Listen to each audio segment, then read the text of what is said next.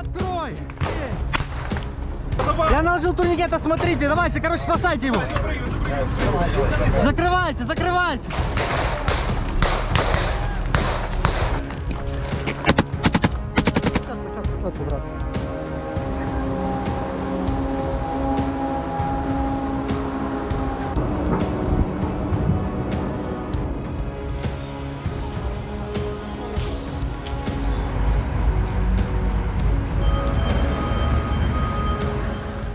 Langit malam di atas kota Kiev yang biasanya dipenuhi cahaya gedung dan lalu lintas mendadak berubah menjadi gelap pekat. Sirene peringatan udara meraung tanpa henti. Suaranya memantul di antara bangunan apartemen, gereja tua, dan jalan-jalan sempit ibu kota Ukraina.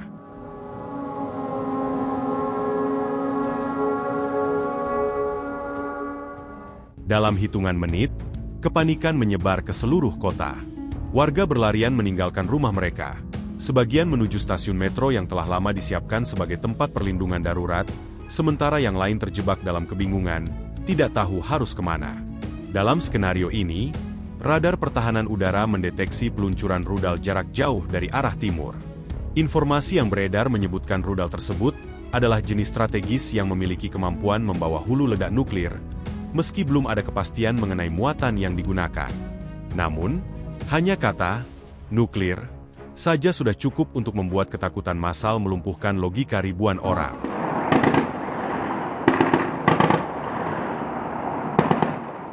Detik demi detik terasa seperti jam.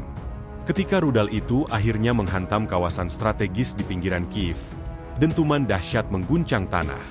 Gelombang kejut menyapu bangunan, memecahkan kaca hingga radius yang luas.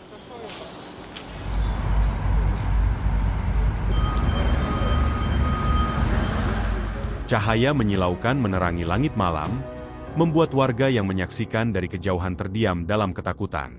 Asap tebal membumbung tinggi, menutupi cakrawala kota yang sebelumnya masih terlihat tenang. Dalam hitungan menit setelah ledakan, jaringan listrik di beberapa distrik utama lumpuh total.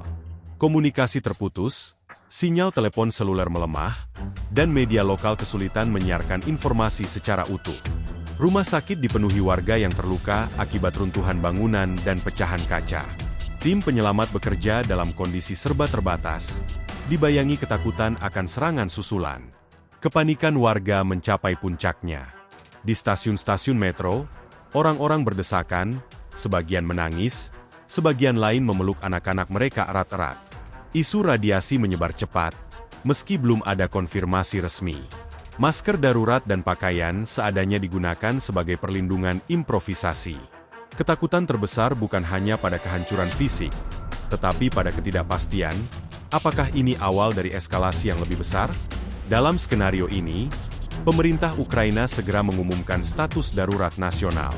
Pasukan militer dikerahkan untuk mengamankan wilayah vital, sementara otoritas sipil berupaya menenangkan publik melalui pernyataan resmi. Dunia internasional bereaksi cepat. Dewan Keamanan Global menggelar pertemuan darurat, dan peringatan keras disampaikan untuk mencegah eskalasi lebih lanjut yang bisa menyeret dunia ke konflik yang jauh lebih luas. Kiev, kota yang selama bertahun-tahun menjadi simbol ketahanan dan perlawanan, dalam narasi ini digambarkan berada di titik paling genting dalam sejarah modernnya.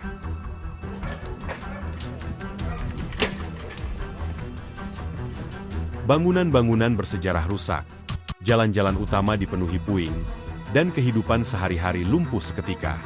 Namun di tengah kehancuran, muncul pula kisah-kisah kemanusiaan. Relawan membantu evakuasi, tenaga medis bekerja tanpa henti, dan warga saling berbagi makanan serta tempat berlindung. Narasi skenario ini menggambarkan betapa rapuhnya peradaban manusia ketika senjata pemusnah massal dibayangkan digunakan di pusat kota besar.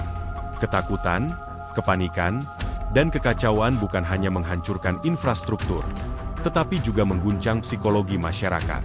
Kiev dalam cerita ini menjadi simbol peringatan global, bahwa bayang-bayang eskalasi ekstrim selalu membawa konsekuensi kemanusiaan yang tidak terhitung. Pada akhirnya, skenario ini bukan sekadar cerita kehancuran, melainkan refleksi tentang betapa pentingnya diplomasi, pengendalian konflik, dan upaya mencegah penggunaan senjata dengan daya hancur masif. Karena dalam setiap kemungkinan terburuk, yang paling menderita bukanlah kekuatan militer, melainkan warga sipil yang terjebak di tengahnya.